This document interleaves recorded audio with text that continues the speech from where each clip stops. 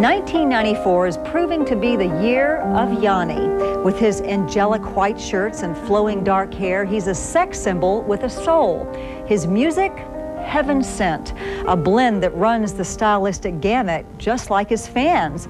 At a Yanni concert, 60-year-old grandmothers in cardigan sweaters sit shoulder to shoulder with 20-year-old college students in Rolling Stones t-shirts. With companion and producer Linda Evans at his side, Yanni's driven to take the marriage of musical grandeur and visual spectacle to new heights. And as I went one-on-one with this Greek virtuoso, I found a deep spiritual man whose aim in life is to do one thing and one thing alone: make music that comes from the heart. How are you doing today? Good. How are you, Yanni? Ready for a little bus ride tonight? First one? The first one. The first bus ride ever tonight. It's always difficult. That's okay. Hi, you're here. He's been through it 1,000 times before. This is great. Be careful. The pre-show jitters. Good to see you. How are you? I'm doing great. Not exactly fear or stage fright. Okay, bye. I mean, if you've met this rather mellow, single-named fellow, you'd think that fear isn't even in his vocabulary. Minute and a half. High fives. All right. No, before walking on stage before 10 or 20,000 devoted fans, Yanni spends a little quality time with his conductor, Shardad Rahani, getting, for lack of a better word, pumped. The actual official conductor give me five before the concert tradition.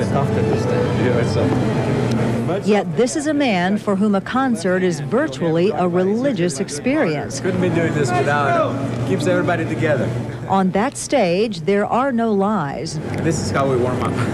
no pretense, That's where it's good energy. It's not fear. It's just excitement. just raw emotion waiting to be unleashed.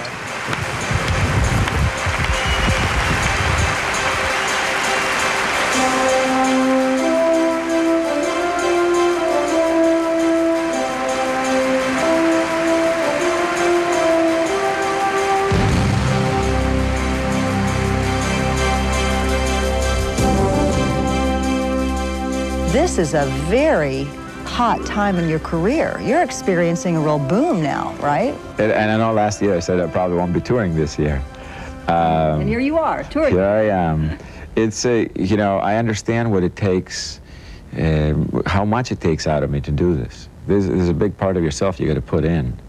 And it's very important to me that I allow and I have time for myself to grow, regenerate, rejuvenate, you know, and allow new experiences to come in. So it was with great reluctance that I decided to do this. But I also realized that if I don't do this now, I wouldn't be doing it. That was a realization that was very recent. I thought, well, someday we'll go and we'll do another tour, and all of a sudden Asia is opening up. They want me to go and tour there, South America, Europe, all this stuff is coming, and I'm thinking, well, there goes another 2 years out of my life. Do I really want to do this? And it always, in the past, it was sort of a cloud. It was, yeah, someday we'll go to Europe and we'll tour and it'll be fun. But all of a sudden I realize The time is now. The time is now, and it's the only thing I will be doing. There's no time for anything else.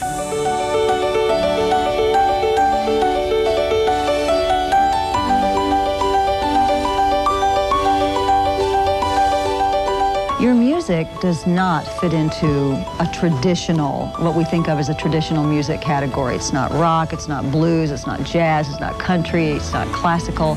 It is its own entity. So it's very unusual for a person of that genre of music to achieve huge popularity like this. Face appeal. How do you account for it? It's a very good observation. When I write a piece of music, I don't think, now I'm going to write a piece of music that's influenced by classical music or by Middle Eastern music, because I grew up in Greece and I have a lot of these roots in me, or by rock and roll. It's a subconscious choice of different rhythms and sounds that describe, I believe, describe what the emotion is that I'm trying to describe to the listener, essentially.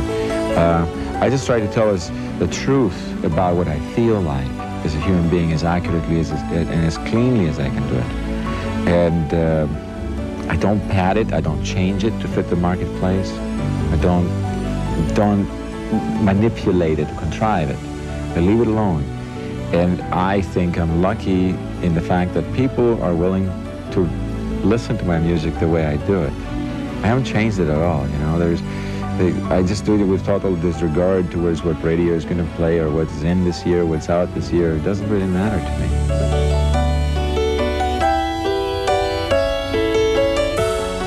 People have written you to say that your music has worked miracles in their lives, has inspired them.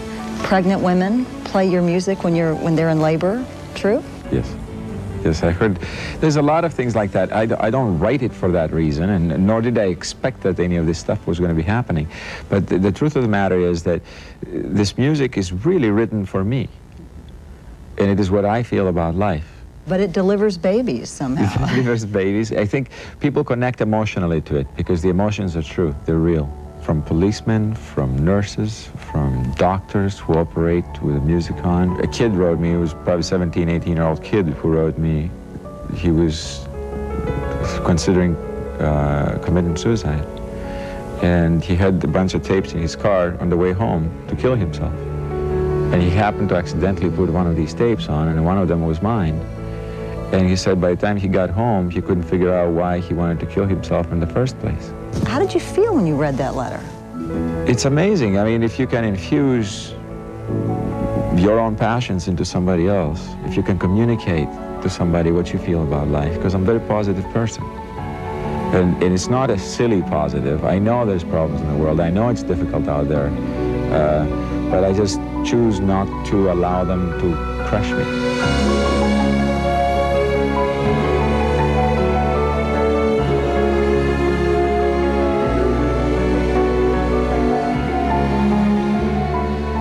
Yanni's become a staple on the PBS network through his video, Yanni Live at the Acropolis, a platinum release that's breaking all previous fundraising records for the public television giant. In fact, Tampa's WEDU was the first to see its potential. The concert, taped at the 2,000-year-old Herod Atticus Theater in Athens, Greece, proved to be a special moment in this composer's life. This was really a dream come true. For a Greek boy, this would, I mean, it doesn't get any better than that.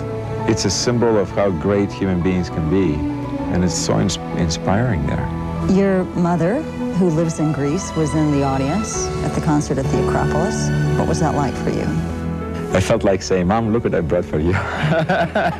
This whole concert is just for you, so you can see it. You know, for a Greek mother, that's as good as it gets. You know, I've interviewed you several times and have been around you a little bit, and you strike me as being a humble person. I wonder then how it strikes you when you have the popularity of a rock star and people saying Yanni is a sex symbol.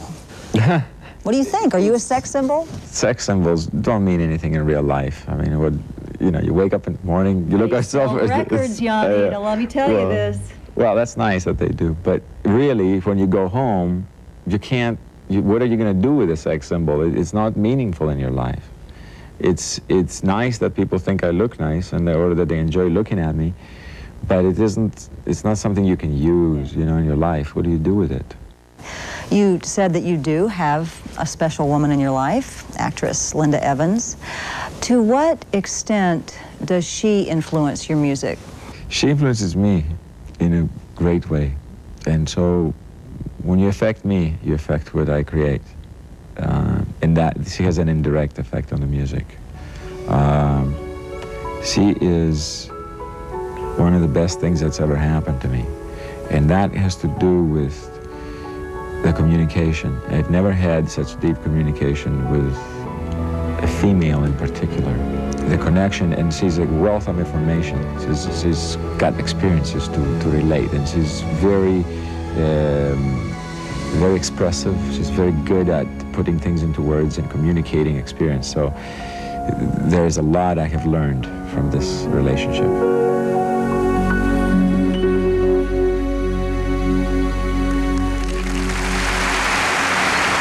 Yanni, live at the Acropolis, has sold 1.8 million records, as well as nearly 300,000 videos. He's got tour dates lined up around the world in the next 6 months, from New Mexico to Sydney, Australia.